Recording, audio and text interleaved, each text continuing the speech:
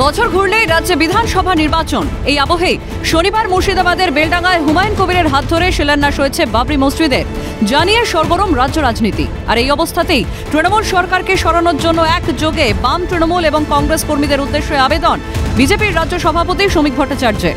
তার কথায় ভোট কাটুয়া হবেন না, পিছনের দরজা দিয়ে তৃণমূলকে ফিরিয়ে আনবেন না, এটাকে বাংলাদেশ হতে দেবেন না।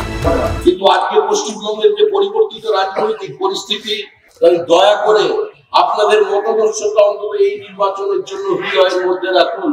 ভোট কাটুয়া হবেন না, বলছি হাত জোর করে। পিছনের দরজা দিয়ে তৃণমূলকে ক্ষমতায় নতুন করে ফিরিয়ে আনবেন না।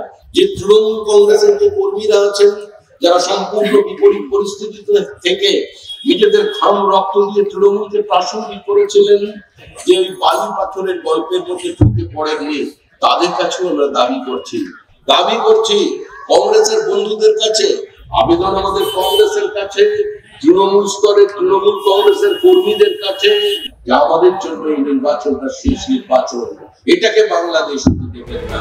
বিজেপির রাজ্য সভাপতির এহেন আবেদন নিয়ে বঙ্গ রাজনীতিতে শুরু হয়েছে রাজনৈতিক চর্চা।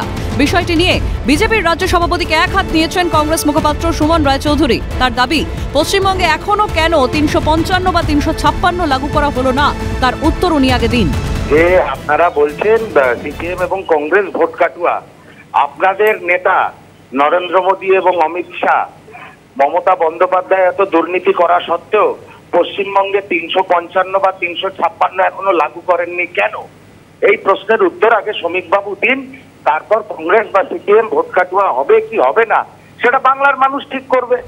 একই সুর সিপিআইএম নেতা রবীন দেবের গলাতেও। তার খোঁচা, আরএসএস এর তৈরি করা দলকে হটানোর জন্য উনি বিজেপির সঙ্গে হাত মেলাতে বলছেন। তিনি বলছেন যে সেই আরএসএস এর তৈরি করা তৃণমূলকে হটাবার জন্য বিজেপির সাথে হাত মেলানো। আমরা জানি আরএসএস এর সংগঠন ছিল বিশ্ব হিন্দু পরিষদ, হিন্দু মহাসভা, তারপরে ছিল জনসংঘ, তারপরে জনতা পার্টিতে মিশে গেল, তারপরে বিজেপিতে এলো, তারপর কতগুলি আঞ্চলিক দল সেগুলিও আরএসএস তৈরি করেছে। সুতরাং এগুলি আরএসএস এতটা আরএসএস এর তৈরি করা সংগঠন আজকে তাদের দলে ছিল, তৃণমূলের দলে ছিল, সেও এখন বলছে আরএসএস এর তৈরি করা তৃণমূল সংগঠন।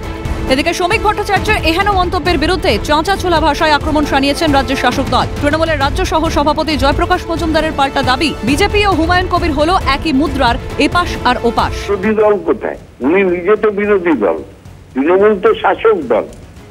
তাদের আবার বলছে তৃণমূলকে আনবেন না কেন বলছেন? তৃণমূল কর্মীরা তো তৃণমূলকেই ফেরত নিয়ে আসবে, আর তৃণমূল কর্মীরা আনবে না। সাধারণ জনগণ মমতা বন্দ্যোপাধ্যায়কে ফেরত আনবেন বাংলার স্বার্থে, বাংলার উন্নয়নে, বাংলায় শান্তি রাখার জন্য, বাংলায় সেকুলারিজম সেটা রাখার জন্য।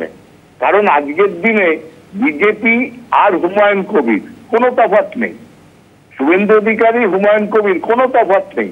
কারণ শুভেন্দু অধিকারী বলছেন হিন্দু ভোটের পোলারাইজেশনের কথা, সমাজকে ভাগ করার কথা, আর হুমায়ুন কবির বলছেন মুসলমানদের পোলারাইজেশনের কথা, সমাজকে ভাগ করার কথা। একই মুদ্রার এপাশ আর ওপাশ।